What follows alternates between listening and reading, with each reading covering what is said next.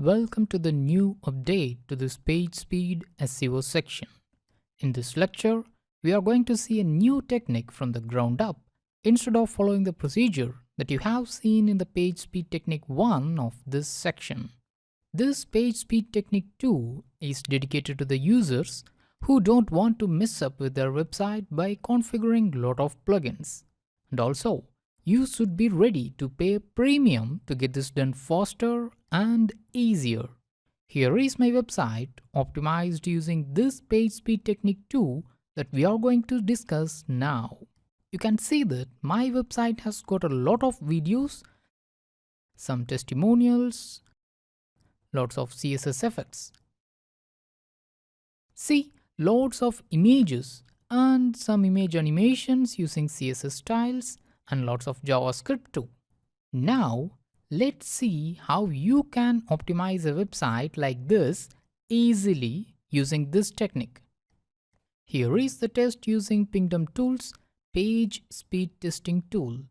I have got a performance grade of 84. But as said before, in this section, don't rely much on performance grade or other details that are given by this Pingdom Tools Page Speed Testing Tool. You just need to see the load time, which is highly accurate in this tool. So, I have got something incredible, around 800 milliseconds. That's less than 1 second. Now let's move on to GTmetrix tool. Here, I have got a page load time of 1.9 seconds. But you can see that my page speed score is 98% according to Google's algorithm. When we see into the History tab, you can notice that the on-load time is 1.6 seconds average across multiple tests. Okay, let's move to the Page Speed Insights tool. I got good grade or a green tick for both mobile and desktop.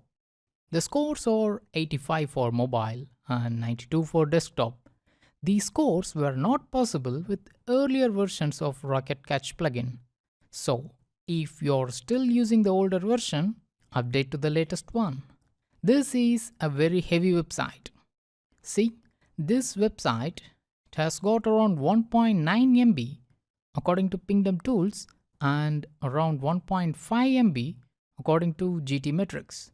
So this is a pretty heavy website, but still above the fold section of this website managed to load under 1 second using this technique. That's something incredible.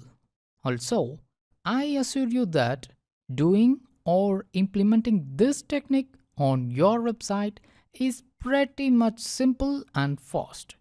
The only downside is you need to pay a premium to buy this plugin. So, if you're ready, let's see what's the technique and how you can implement it from the next lecture.